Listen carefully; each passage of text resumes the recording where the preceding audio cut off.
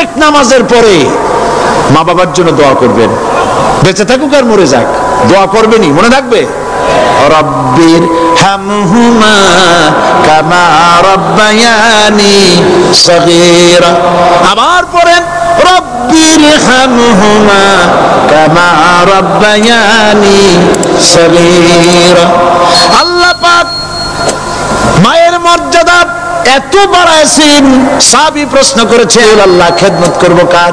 হুজুর বলেন তোমার মায়ের, তারপরে কার? তোমার মায়ের, তারপরে কার? তোমার মায়ের, তারপরে কার? তোমার পিতার। বাপের চাইতে মায়ের মর্যাদা আল্লাহ 3 গুণ বাড়াইয়া দিলেন, 3 গুণ বৃদ্ধি করে দিলেন। হাদিস শরীফে এসেছে হযরত আবী হুরায়রা রাদিয়াল্লাহু তাআলা আনহু রাসূলের কাছে এসে রাতের বেলায় কাঁদতেছিলেন। হুজুর প্রশ্ন করলেন আবু হুরায়রা কাঁদো কেন? হযরত আবু হুরায়রা বলছেন হুজুর মা আমাকে মেরেছে।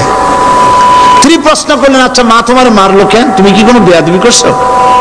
তিনি বললেন না, তবে মারলো কেন?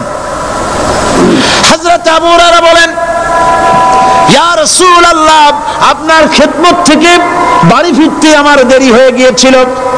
গভীর রাত্রে যখন বাড়ি গেছি মা আমাকে প্রশ্ন করলেন বাবা দেরি হলো কেন, কোথায় ছিলি? তাম পৃথিবীর মানুষ যেই কদম মোবারক চুমু দিতে পারলে ধন্য হয়ে যায়, সেই আখিরি জামানার পয়গম্বর নবী মুহাম্মদ রাসূলুল্লাহ সাল্লাল্লাহু আলাইহি সাল্লামের দরবার থেকে আসতে আমার দেরি হয়ে গেছে।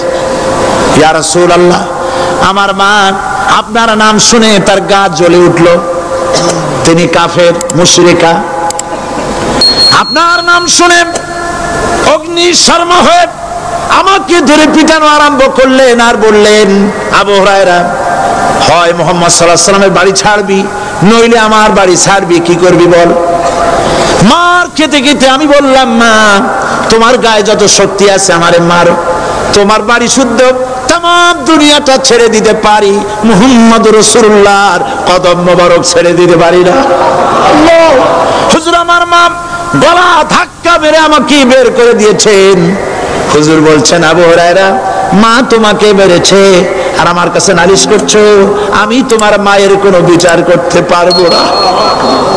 সুবহানাল্লাহ, এত বড় পাওয়ারফুল নবী, শানওয়ালা, ইজ্জতওয়ালি, বরকতওয়ালি, এত বড় নবী বলছেন মা মেরেছে আমার করার কিচ্ছু নাই। সুবহানাল্লাহ, তোমার মা মুশরিকা হোক আর যাই হোক তোমার মা। সুবহানাল্লাহ বলেন। আমার বন্ধুগণ হযরত আবু হুরায়রা বলেন ইয়া রাসূলুল্লাহ মায়ের বিরুদ্ধে কোনো অভিযোগ নিয়ে আমি আপনার কাছে আসি নাই। হুজুর বললেন কেন আসছো বলো খুলে। আবু হুরায়রা বলেন হুজুর আমি জানি আপনি আল্লাহর দরবারে যদি কোনো ব্যাপারে হাত তোলেন আল্লাহ মঞ্জুর করে ফেলেন, আপনি দয়া করে আমার মার জন্য দোয়া করেন আল্লাহ যেন হেদায়েত দিয়ে দেন।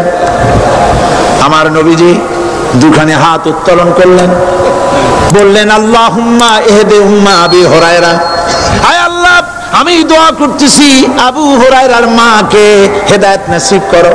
হুজুর হাত তুলে মোনাজাত করছেন, আবু হুরায়রা দৌড় দিলেন বাড়ির দিকে। কয়েকজন সাহাবী হযরত আবু হুরায়রার জামা টেনে ধরেছে, এই ভদ্রলোক দৌড়ায় কেন?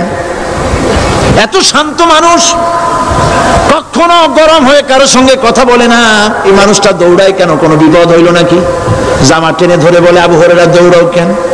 হযরত আবু হুরায়রা বলেন জামা ছেড়ে দাও, কোনো বিপদ আমার হয় নাই, আমি দৌড়াইয়া বাড়ি যাই দেখতে চাই। আমি দৌড়াইয়া আগে বাড়ি যেতে পারলাম না, আমার নবীর দোয়া আগে আমার বাড়ি চলে গেছে, আমি এটা দেখতে চাই।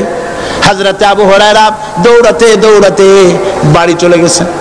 দরজায় নক করলেন, ভেতর থেকে আওয়াজ এলো কে? তিনি বললেন আমি আবু হুরায়রা, মা দরজা খুলে দাও, আমি তোমার সন্তান। মা বললেন বাবা অপেক্ষা করো, দরজা খুলতেছে। হযরত আবু হুরায়রা বলেন মায়ের গলার আওয়াজের ভেতরে কুফরি কর্কশতা পেলাম না, মায়ের গলার আওয়াজের ভেতরে তাওহীদের নরমিয়াত পেলাম। আমার কাছে মনে হলো আমি আবু হুরায়রা বাড়ি আসার আগে নবীজির দোয়া আল্লাহর আরশে পৌঁছে গেছে। আবু হুরায়রা বলছেন মা আমার কিছুক্ষণ পরে ঘরের থেকে বেরিয়ে এসেছেন, আমি দেখলাম মায়ের শরীর ভিজা, মাথার চুল দিয়া পানি টপকাচ্ছে, মা আমার বললেন, বাবারে তোমাকে মারার পর আমি নিদারুণ অনুশোচনায় পড়েছিলাম, মনে মনে ভাবলাম, আহারে আমার সন্তানরা আমি কেন মারলাম?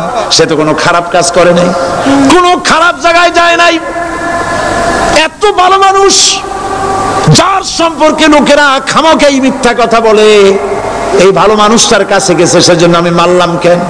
বাবা গো, আমি আমার ভুল বুঝতে পেরেছি, জীবনের ভুলও ধরা পড়েছে, আমাকে জলদি করে নিয়ে চলো বিশ্ব নবীর দরবারে। হযরত আবু হুরায়রার মা রাসূলুল্লাহর খেদমতে এসে ঘোষণা করলেন, আশহাদু আল্লা ইলাহা ইল্লাল্লাহু ওয়াহদাহু লা শারীকা লাহু ওয়া আশহাদু আন্না মুহাম্মাদান আবদুহু ওয়া রাসূলুহু।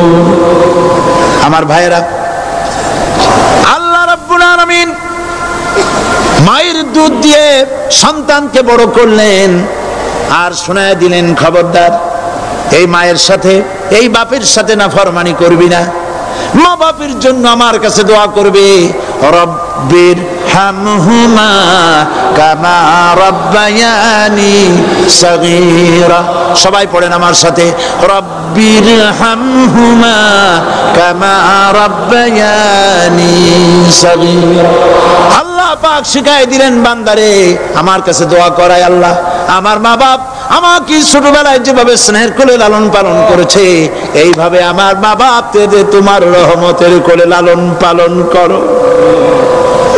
মনে থাকবে ভাইরা? বলেন মনে থাকবে?